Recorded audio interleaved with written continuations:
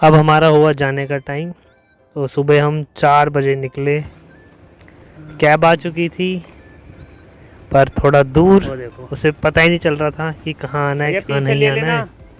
तो मेरे को ही चल के जाना पड़ा ये और उसको बोलना पड़ा, भैया थोड़ा सा रुक जाओ, बहुत आगे जा रहे हो। फिर हम फाइनली बैठे और हम निकल गए वहाँ से। कहाँ के लिए? न्यू दिल्ली रेलवे स्टेशन के लिए हम निकल गए और हम पहुँचे। यहाँ पे इतनी भीड़ हो रही थी, जाम। मैंने आज तक कभी जाम नहीं देखा न्यू दिल्ली रेलवे स्टेशन के पास। क्यों? क्योंकि क्लीन रूट होता है और सुबह का टाइम तो शायद हो सकता है इसकी वजह से यहाँ पे जाम लगा हो। मोस्टली मैं तो मेट्रो से ट्रैवल करता था जब भी अगर NDLS आना है तो। फिर यहाँ सामान उतारा, मम्मी भाग रही थी क्योंकि मम्मी को लग रहा था ट्रेन लेट हो जाएगी, मतलब हम लेट हो जाएंगे। पर हमें पता था कि ट्रेन खड़ी होगी, बिकॉज़ NDLS क्या है, एक पॉइंट है जहाँ से हर जगह ट्रेन जाती है, तो वहीं से स्टार्ट होती है ट्रेन चलना। और मम्मी को टेंशन हो रही थी जल्दी कहाँ से जाना है कहाँ से नहीं जाना है। तो दिस इज़ NDLS दिल्ली का एंट्री। पर यहाँ पे फिर लाइन लगी है, इतनी लाइन लगी थी, इतनी लाइन लगी रहती है। और लो, हम पहुँच गए और ट्रेन फाइनली हमारे सामने खड़ी थी, शताब्दी एक्सप्रेस, जो मिनिमम 8 आवर्स लेती है भोपाल पहुंचाने के लिए। और हम क्यों जा रहे थे भोपाल, ये तो आपको पता होना चाहिए, बिकॉज फेलिसिटेशन सेरेमनी थी बायोमेंटर्स की, उसके लिए मैं जा रहा था। देन एंट्री ली हमने, थोड़ा सेटल हो रहे थे कि कहाँ का सीट है वो देख रहा था मैं। लोग पहले से आके बैठे हुए थे जल्दी जल्दी में। और फाइनली ट्रेन चल पड़ी। तब भी थोड़े लोग आ ही रहे थे।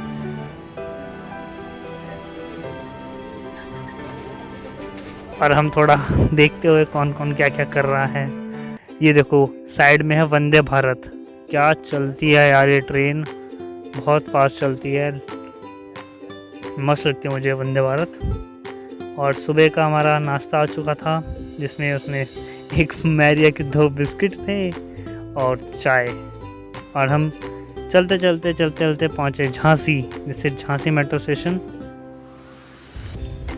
फिर उसके बाद क्या आया, अब आया ब्रेकफास्ट, जिसमें उन्होंने क्या क्या दिया था। एक ब्रेड था, कटलेट था और ये माज़ा थी। और ये देखो क्या पहाड़ थे, क्या व्यू है यार, बाहर का इतना अच्छा व्यू था।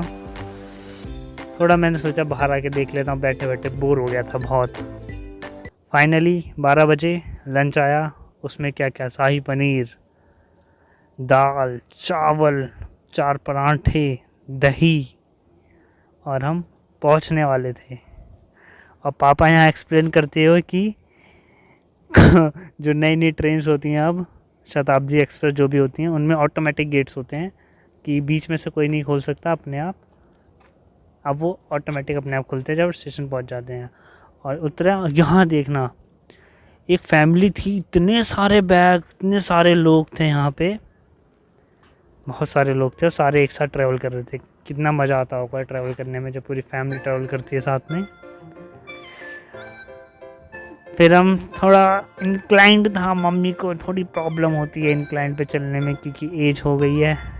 तो मैं मम्मी को बता रहा था, मम्मी वैष्णो देवी में भी ऐसी ही इंक्लाइंड है तो कैसे चलोगी, थक जाओगी। तो ऐसे हम धीरे धीरे चलते रहे। ये थोड़ा फास्ट करा मैंने यहाँ पे, जल्दी। पापा को तो भागने की जल्दी रहती है। ये भैया देखो लाठी तब बजा रहे हैं। फिर वहाँ से हमें पता नहीं था तो हमने सोचा बस लेते हैं, बस करी हम डायरेक्ट होटल के पास वाले में एक होटल था, उसके वहाँ जाके हम रुके हैं।